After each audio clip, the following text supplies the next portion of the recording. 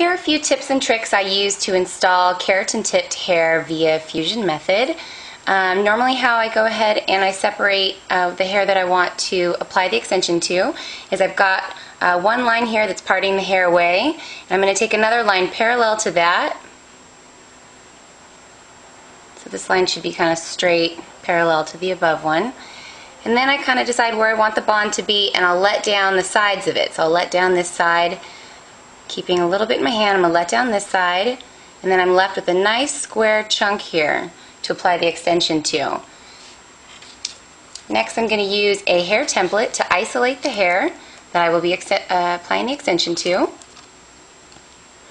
You want to make sure also that this is in the downward position and that it's not straight up like this, or you're going to get extensions that stick out. So put it in the downward position. I'm going to be using the Tease hair extensions in color number 5. It's not her color, but it's a lighter color that will stand out on camera so you can see. Normally what I do is I like to kind of cut down just a little bit of the bond, not too much, just a little bit, but do so at your own discretion.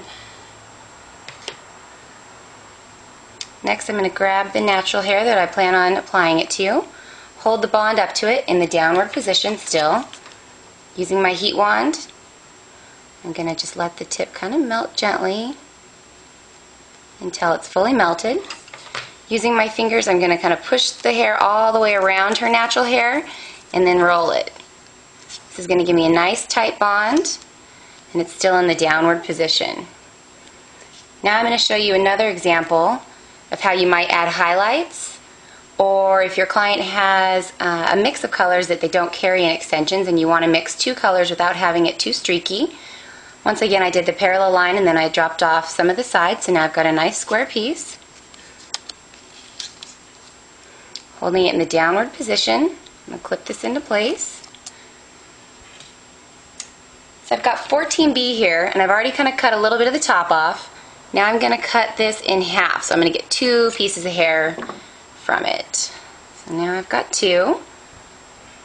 And then I've already got a pre-cut number 5, so I'm going to put the 14B and the number 5 together, so now I'm going to have a bond with both colors. So I can line these up, just one right over the other, and install it the same way in the downward position,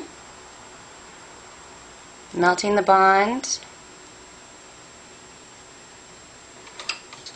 and then rolling it while it's still in the downward position.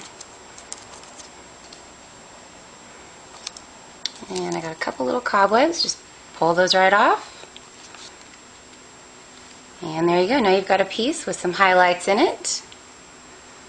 And that's how it's done.